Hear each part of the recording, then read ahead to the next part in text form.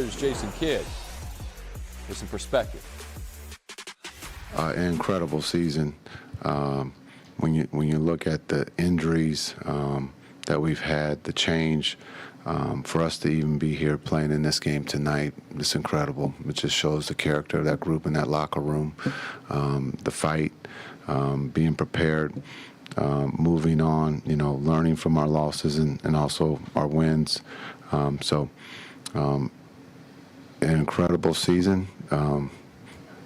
With the change and injuries, some would say shouldn't even be here. So give those guys in that locker room a lot of credit. After the loss, the Mavericks become the 11th team in NBA history to miss the playoffs the season after making the NBA Finals. 6 of the previous 10 lost star players heading into the season, most notably the 98-99 Bulls after Jordan's second retirement. 3 of those teams suffered significant injuries, including the 1920 Warriors, who were already missing Klay Thompson when they lost Steph due to a hand injury.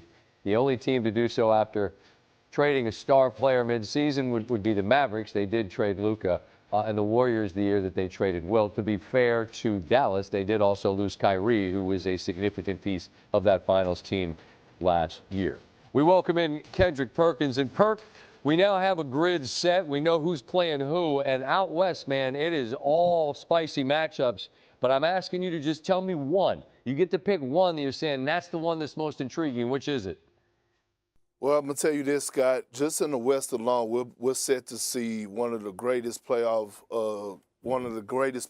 that we've seen in the last 5 or 6 years. And I heard Legs pick Clippers and Nuggets, and I'm not mad at him about that.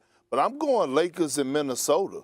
And they have a lot of people out there that think that the Lakers are just going to steamroll the Minnesota Timberwolves. And I think otherwise. I think this series is going 7 games. The Lakers are going to win.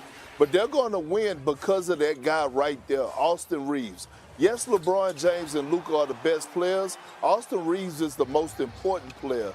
Because LeBron James is going to be asked to do so much defensively and other things, maybe play the center position, you're going to need that secondary primary ball handler to take the pressure off LeBron James. And let me throw this stat out there to you, Scott.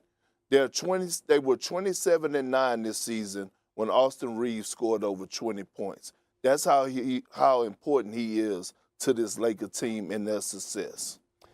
I like it because, look, the stars are going to be the stars, but often in the playoffs this time of year, whether it's the NBA or the Stanley Cup playoffs, is that other person. Who's that person that's going to step forward? We'll see if it's Reeves. All right, in the East, I mean, the line beneath Boston and Cleveland and Boston, let me put them in the right order, is pretty significant. But the most interesting series in the first round in the East to you is which one? I got to look at that Indiana-Milwaukee series. I mean, Scott, let me say this. A lot of people are picking the Pacers, and I get it. I'm going with the Milwaukee Bucks, and it's solely because of what Giannis Antetokounmpo done the last month and a half of the NBA of the regular season. He was the best player in the last month and a half. And it's not just the 30 points, 12 rebounds. He averaged 12 assists throughout that 8-game winning streak. And I love the point forward of Giannis Antetokounmpo. That shows growth. The great Kevin Garnett told me he always watched those franchise guys, Scott, to see if they're able to go out there and get you 30 and still go get others and make others around them better. And we're seeing that right now out of Giannis Antetokounmpo. And I believe he's going to be the best player in this series, is why I'm picking the Bucks to win it.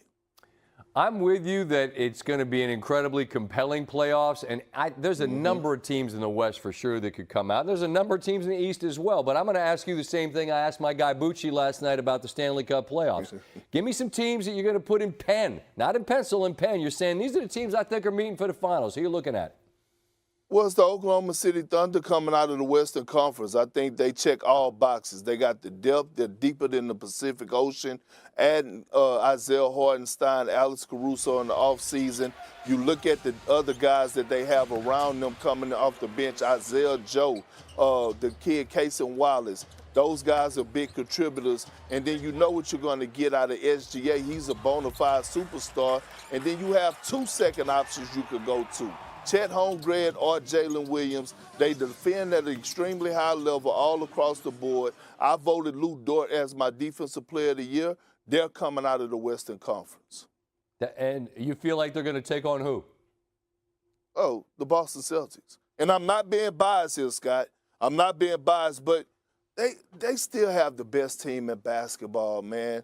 I mean, you look at the growth of the others. Peyton Pritchard probably is going to win Sixth Man of the Year. Luke Cornett, right, double-double every time he steps on the floor. But that damn Jason Tatum and Kristaps Porzingis, and with Jaylen Brown not being 100%, I'm looking at those two guys to be the best duo in the postseason right now. Jason Tatum is on the mission.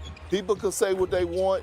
He felt disrespected after they won their championship last year. From not getting the conference MVP, finals MVP, things not going the way he wanted to go in the Olympics. He averaged 28, 8, and 6. Scott, I'm telling you that guy's on a mission, and this is a perfect opportunity right now for him to silence all the criticism that people have been shooting his way since he won his first NBA championship. All right, Perk, appreciate you, man. I know the playoffs are getting going this weekend. We're all excited about that, but it's Easter as well, so I wish you the best for that. As we celebrate that this weekend, I wish the best to you and your family, and we'll talk during the playoffs, man. Lakers and Wolves first-round series in Los Angeles got one more practice in before they host Minnesota. That's Saturday night on ABC. LeBron James heaping praise on Minnesota's Anthony Edwards Friday, well aware of the threat that the Wolves and their superstar present. Man is amazing. Unbelievable basketball junkie. Loves to play the game of basketball. Great kid. And all the success he's gotten so far throughout his young career has been awesome to see. You got to be able to defend. You got to be able to get stops. You know, we have a system that we've been working on, throughout the whole course of the season, and then, it's up to us to go out there and execute that. I think coach and the staff, they put us in position to give us the best game plan they believe that gets us a victory, and it's up to us to go out and execute that. They're one of the best teams in basketball. The top 10 offense, top 10 defense, it's a credit to their players, it's a credit to their coaching staff. We have the utmost respect for them as an opponent and as a challenge. The Lakers have remarkable history, participating in 64 different playoffs, reaching the finals exactly half the time. Of course, they have 17 championships, one shy of Boston for the most in the history of the NBA. As they search for number 18, number 77, Luka Doncic sat down with Malika Andrews. Luka, what's your good side? Or both, to say both sides are my good side. You hang up the phone the night you're traded.